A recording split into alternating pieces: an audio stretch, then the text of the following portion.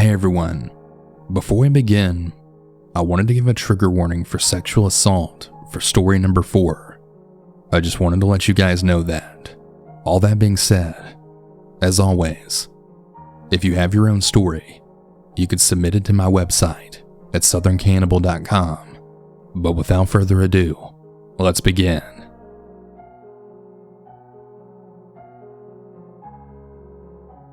The story takes place over the course of 6 years, so it's going to be a long one. I'll be using fake names for the person mentioned in the story. For reference, I'm female. So back in 2014, in an English class I was taking at my local community college, is where I met Mark. I'm a pretty friendly person, and during college, I always made at least 2 to 3 new friends in my classes every semester. This class was no different. I had made a little group of friends, including Mark. He was a pretty chill guy.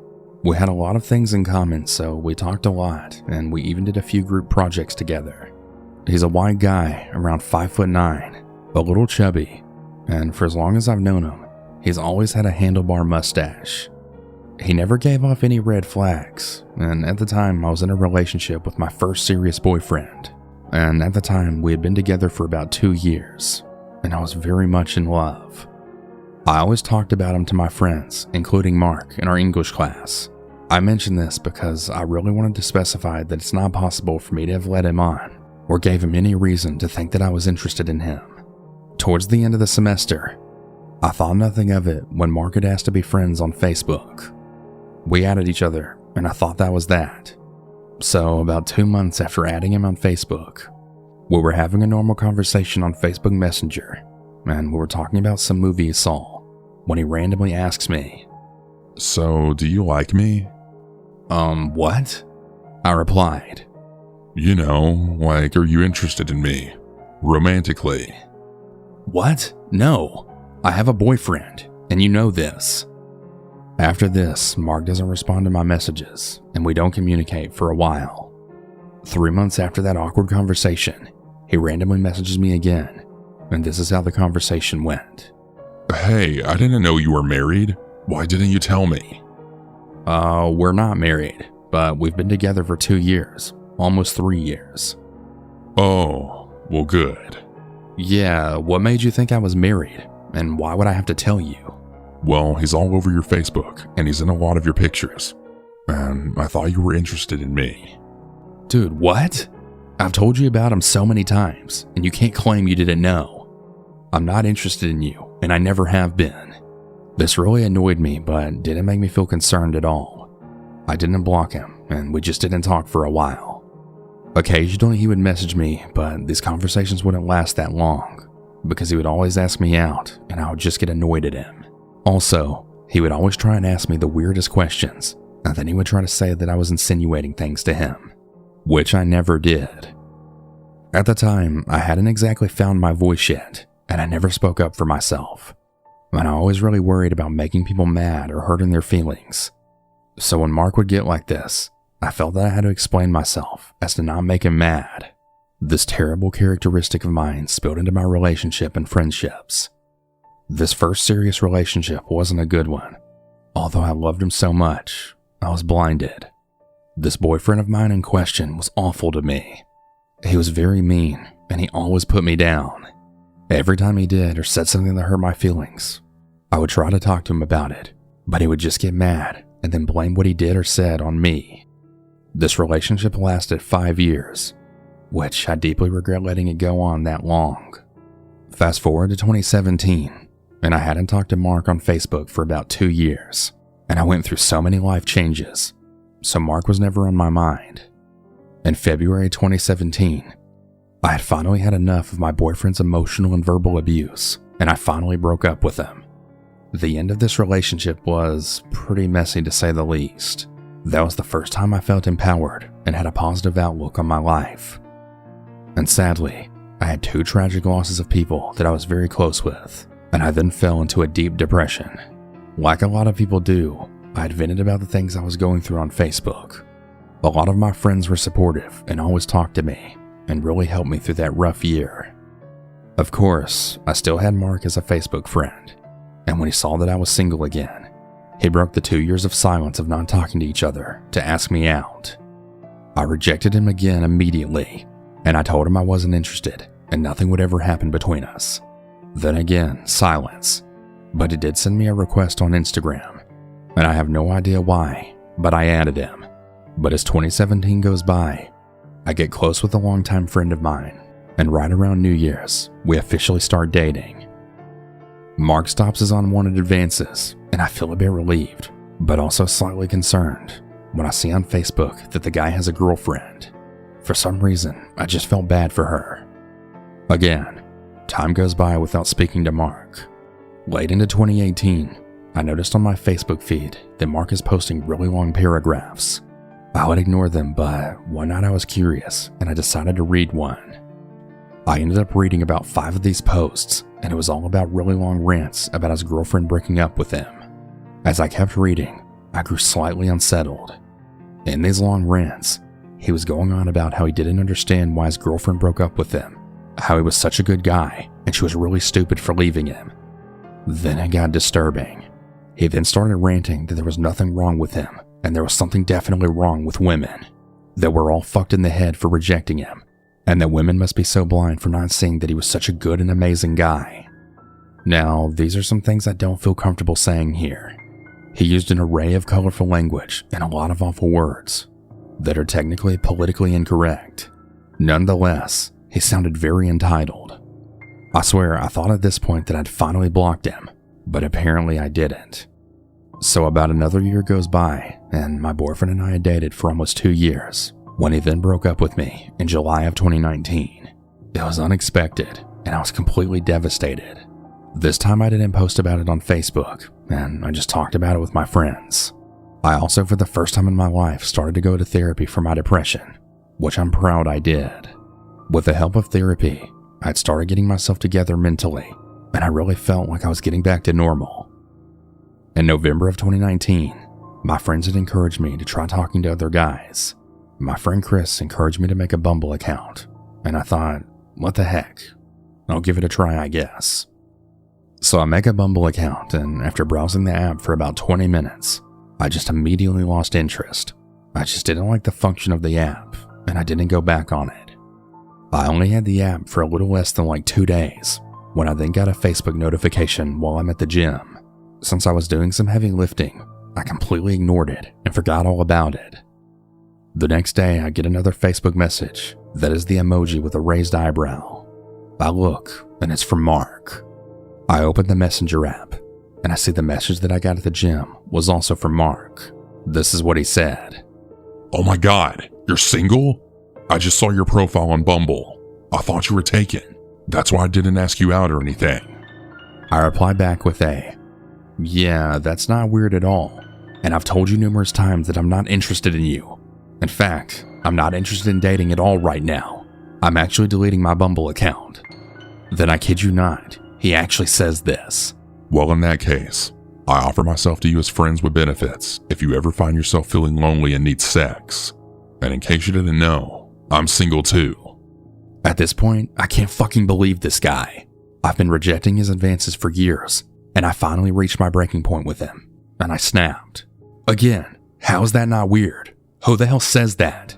I don't know what part of I'm not interested you don't fucking get. I've been telling you no for years, and my answer will always be no. Get it through your head and accept it. Leave me alone. I didn't give him a chance to reply to that message, and I actually finally blocked him on Facebook. He never really talked to me on Instagram, but I blocked him on there too. I was just so done with his ass. Again, that was in November of 2019, and I thought that would be the end of Mark and that I'd never hear from him again. Sadly though, I was wrong. Since blocking him on Facebook and Instagram, he became my cyber stalker, and he started finding me literally everywhere on any form of social media. First he found my Snapchat. I knew it was him because of his Bitmoji. He had sent me a message, but I didn't bother opening it, and I immediately blocked him. Next he found my Twitter. I made my Twitter account way back in 2013, but I didn't use it for years. I have only started being active on it within the last year. Again, he messages me. I block him and delete his message without ever reading it. Right around this time is when the coronavirus happened, and I became unemployed like millions of other people. I was bored, and I decided to make a Hinge account to talk to people because I was so bored and I had really missed interacting with people. Hinge was a great experience, and I made a few new gaming friends that I play video games with on Steam, Xbox, and PlayStation. I've even met an awesome guy. We exchanged phone numbers, and we plan on going a date when this quarantine is all over. I exchanged phone numbers with this guy because, of course, Mark found me on Hinge. I had my Hinge account for about a week when he found me. He sent me a creepy message. Hey stranger, nice seeing you here. You must be looking to get back out there. I'm still available, you know. There was more to his message, but I didn't even bother to finish reading it. The thing about Hinge is you can't block someone unless you match with them. You like someone's picture, or you answer to one of the questions that Hinge asks you to boost up your profile. When you like something, you can choose to send them a message along with your like. That person can then choose to match or pass with you. I just wanted to block him there. There was no chance in hell I was going to match with them. I had already exchanged info with all the other people I met there, so I deleted my account. That was a month ago. Since then, Marcus found my Pinterest and my regular Reddit account. I also have a throwaway account. But of course, I've blocked him on all those sites, but I'm getting so sick and tired of him popping up on just about every site and app that I'm on. I'm so happy and grateful that I keep my phone number off of social media, and that he hasn't gotten it yet. I'm a little creeped out, but not scared. He hasn't threatened me, and he hasn't reached out to any of my friends or family on social media. I know this because I've asked. I'm just really annoyed at this point, so I guess I'll end my story with this. Mark, I've been rejecting you for 6 years now. The answer always has been, and always will be, no. I will never date you. Get over it. Now please, just leave me alone.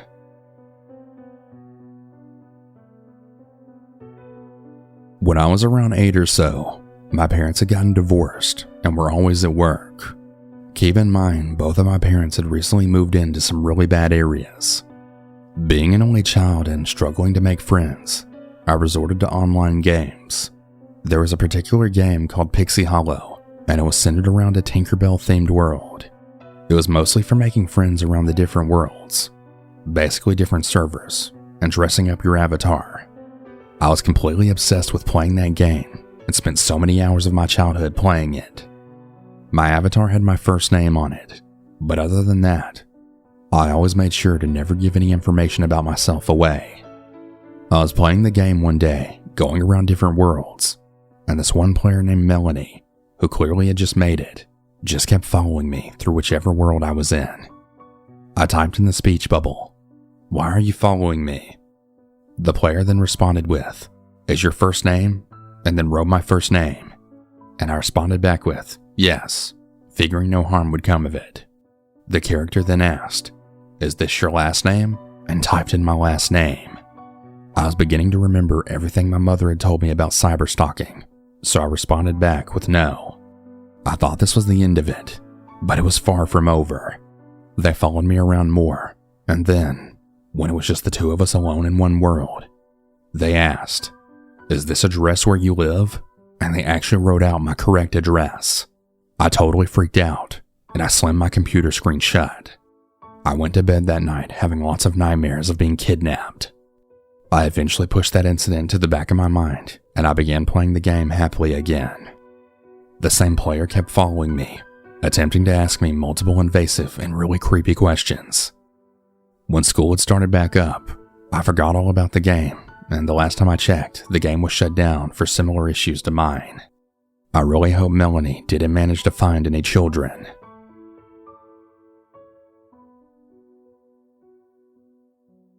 I've had a few run-ins with people stalking me, but nothing compares to this one. It happened in 2016. I lived in a rural area, and I just wanted to get to know some of the people living there too. I really like decorating and fixing up houses, and I had noticed someone renovating their house in a very impressive way. I was in my 20s. The person doing this was over 50 years old. I had only chatted with him once, just to get some advice on how to do things. It quickly escalated into him wanting me to show him pictures of myself without any clothes very quickly. He was married, his wife lived with him, and I knew that. He had sent me a picture, not of his house, but of himself in the shower. The first photo of him in the shower, with the creepy adage, "I really wish you were here." He was totally naked. I blocked him on Facebook, and I was alone a lot at home.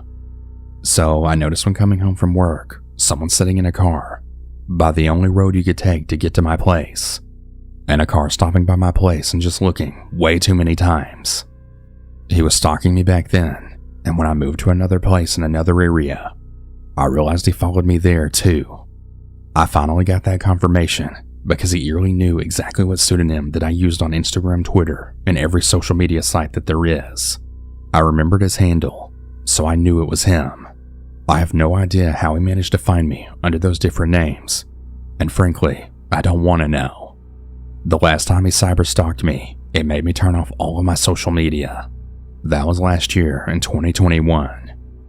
A married man sent me unwanted nude pictures and cyberstalked me for 5 years. Be careful of who you invite into your life, because how he could find me when I was using totally different usernames that didn't resemble any of the other name I had used is totally beyond my comprehension. I thought I was more tech savvy than that, but I guess he really knew how to stalk people somehow. It can happen to anyone, so be careful.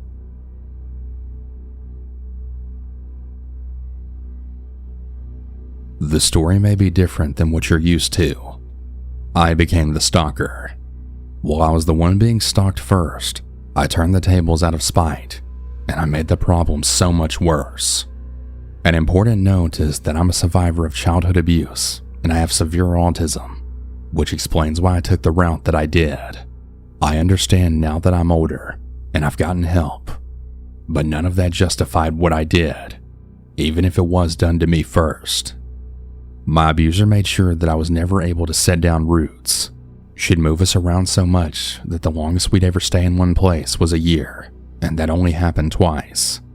Almost all of the schools I went to were very rural. Only one actually had computers, and those were only used to learn how to type, and didn't have internet access.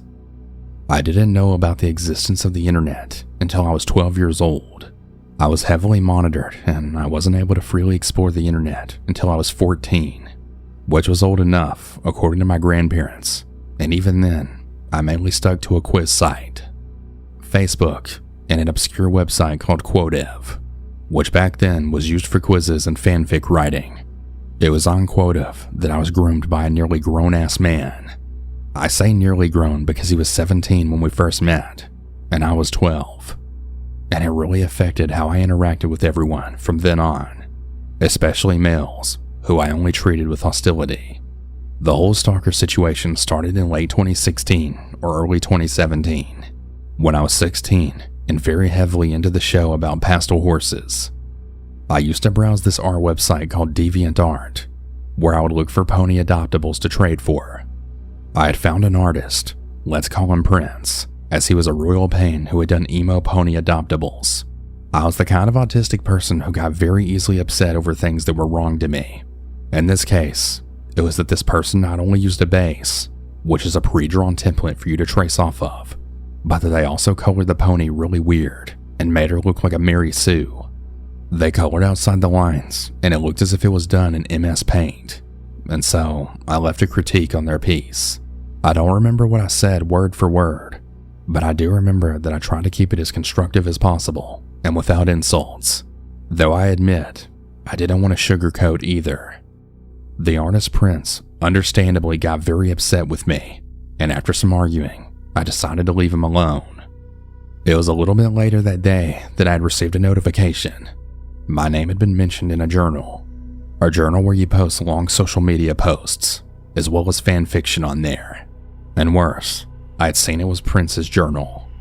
I clicked on the notification, and what I read made me so upset that I actually burst into tears. Prince had made a journal ranting about me tearing down his pony adoptable, on how cringe culture is dead and don't do this to people. And worse, he actually accused me of design theft. What was the design theft, you asked? It was 2 pieces of my badly drawn artwork that only had one thing in common with 2 of his art pieces.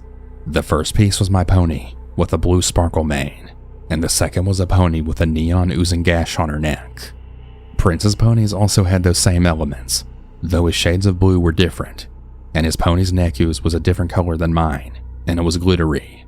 Now, these two design elements were extremely common and even popular back then for pony characters. And here Prince was claiming that I committed design theft of these totally unique traits that only he's capable of drawing.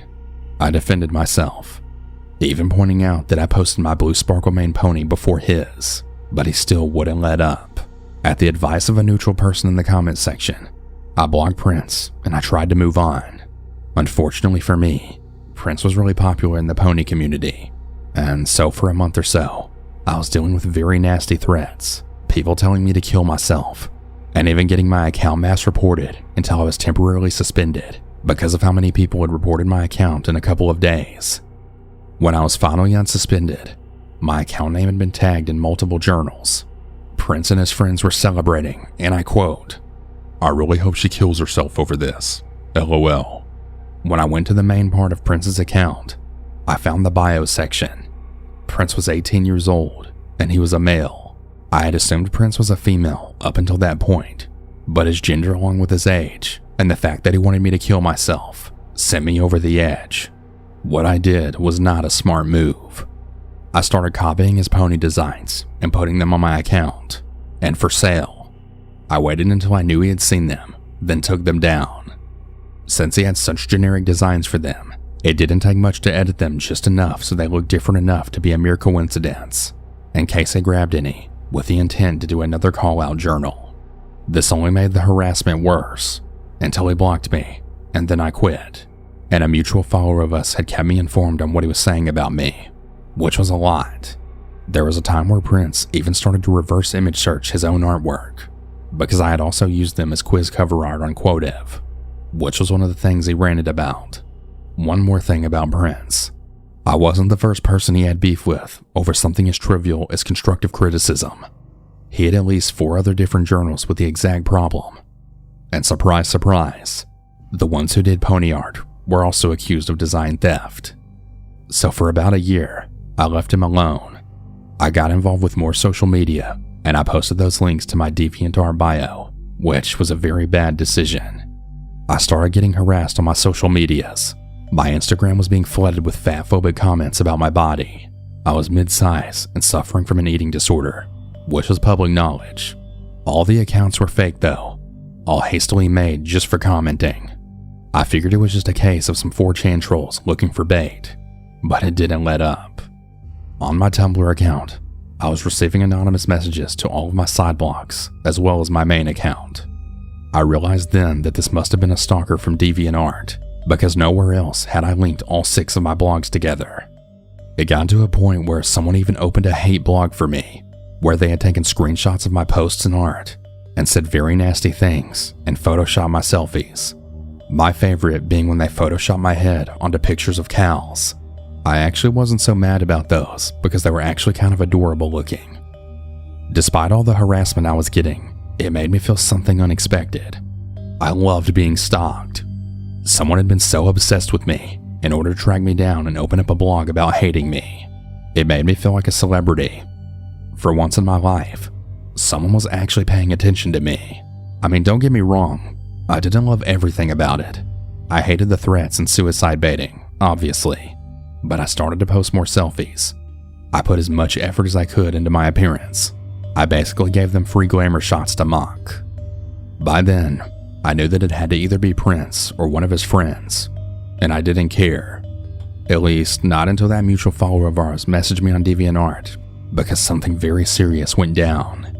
I also had several messages from other people who really wanted to know my side of the story, either new fans of his or people who were getting suspicious on his behavior. 2 major things happened.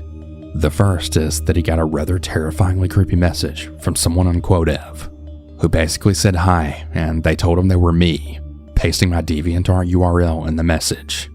Keep in mind, my Quotev was linked on my bio so everyone could visit it. They may have copied my username, but my URL, which is like a Twitter URL, cannot be copied at all, and you can only change your URL once every 6 months on Quotev.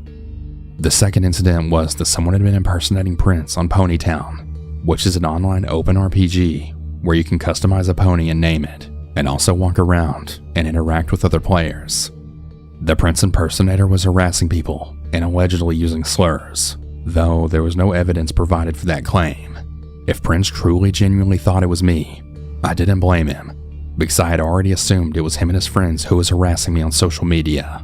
By all logical reasoning, it was pretty fair to assume, oh fuck, they found out, and now they're getting revenge on me. He was excessively cruel in his call-out journal, and he called me a disgusting stalker, which I found really ironic given that he and his friends were doing that to me. I believed someone was targeting us both, kicking the dust up for laughs. I decided to try and be the bigger person in the situation and prove it wasn't me. The first thing I did, because I knew it would take the longest, was track down the Ponytown impersonator and screen record it. It took me several days of scouring the Ponytown server until I found the impersonator. I talked with him, well, yelled at him mainly, and he gave me typical troll responses, like kill yourself, and other nastier insults involving sexual assault. After the encounter, I then asked my friend if I could use her spare DeviantArt account, and I sent the video link to Prince on his profile comment section, so not only would he see, but so would everyone else. I also mentioned to him on Quotive to prove that that person wasn't me, and I figured we could smooth this over, right? Well, after a day, I checked back, and I'd been blocked on Quotive and on DeviantArt. My friend checked out the profile comment section, and found out that he had actually hidden my comment, since you can't delete profile comments, only hide them. It then struck me that Prince had faked both incidents. I realized that whenever he was being harassed, he was getting support and attention from people, and he pulled this periodically. What kind of person goes ahead and saying that you're the one stalking him? Any sensible person would have at least edited their posts going, okay, so someone else did this, not the person I thought it was. But no, not Prince. Also along with the fact that he didn't hide his social media links if he was being harassed. Then again, I didn't hide mine either. But that was because I really did enjoy some of the intention, whereas he apparently didn't like it. Another thing he did was make hate art of me of my persona. It looked just like my persona, and he rammed a bloody pole through my persona. To say I was livid is an understatement. Prince wanted me to be the bad guy so badly, right? Well, fine. Now I was the bad guy. I started stalking his social media, his Instagram, his old Twitter account, his Facebook, even his YouTube. I also found him on TikTok, though that had been completely on accident, since he did some fandom TikToks I was interested in. There was just one downside to stalking him. It was the fact that we were similar, but his life was so much better than mine. We were even both transgender. I had struggled with my gender identity for a really long time, and I accepted that I was trans-masc some months before I came back to the mess that was him accusing me of being a stalker. The thing that really hurt me about the fact that we were both trans-masc was that even though Prince wasn't on testosterone yet, he could pass for cisgender. He had a masculine face, a strong jaw, almost no lips, flat-chested enough to wear a binder, was allowed to cut his hair and dress how he wanted, and was so thin that his hips didn't even look feminine. He looked just like a cis boy without even trying. I, on the other hand, look as biologically female as they come, and I wasn't even allowed to cut my hair the way I wanted. I could not pass as male no matter how hard I tried. He also had a supportive family and a loving partner. He was well liked at his college, while I had just been pulled out of high school because I was being bullied for being in special ed. He had a driver's license, while in my driver's class at school, I got denied, a slot they reserved for my special education and extra tutoring. That, among many other personal things in his life, was everything that I could only wish for. He had everything that I didn't. He was living a great life compared to me. I couldn't even be myself around family. I'm not going to pretend his life was perfect and free of problems. I know that's impossible. But the fact is, he was clearly a lot happier than I was, and a lot healthier. He never had to worry about losing his internet or going to charity shops for clothes. While he had college, I had a below minimum wage job that I had to quit because of something really traumatizing that happened to me while I was on shift. I also seen that he did other art beside his base artwork. He was a very good artist, better than me at least, which made sense given that he was older, but it still made me feel like garbage. It was kind of like looking into a what if your life had been better mirror. I loathed it, I loathed him, and I loathed myself. The stalking that was only done to be spiteful became a genuine obsession, kind of like how people, despite hating the Kardashians, still kept up with them. I wanted to be Prince so badly. I'd started pretending that I was him. I made an original character after him that I'd use as a self-insert. I would stalk his TikTok and take a note of his room, what he had in it, what it looked like, and did my best to make my room look exactly like his, which was almost impossible given our financial state. I did manage to get a blanket that looked just like his, in addition to some pins he had from the Hot Topic pin bin. Since I couldn't dye or cut my hair, I settled for doing my makeup similar to his, just more low-key so I wouldn't get yelled at. I started copying his walking, found out what other fandoms he was into, and I even stole posts from his Tumblr and Twitter account and passed them off as my own. I even actually started impersonating him on Ponytown, except I never harassed anyone. I just made innocent small talk, which turned out to be the biggest mistake, seeing as someone apparently informed Prince that someone was pretending to be him on the server, because now, someone actually was impersonating him this time, instead of it being a homebrewed slander campaign. Prince actually flipped his lid. He was scared enough to start a jumping ship. He deleted a lot of his art from DeviantArt, completely wiped out his Instagram, and then made a new one that he had privated. He also abandoned his Twitter after wiping his art from there, and allegedly made a new one. He also quit his YouTube and went into hiding. All of this happened around 2019 to 2020. Looking back, I did some extremely shitty things. On one hand, he wanted a stalker, so I gave it to him. And the stalking that was happening to me just let him completely, which definitely proved to me that it was him and his friends doing it.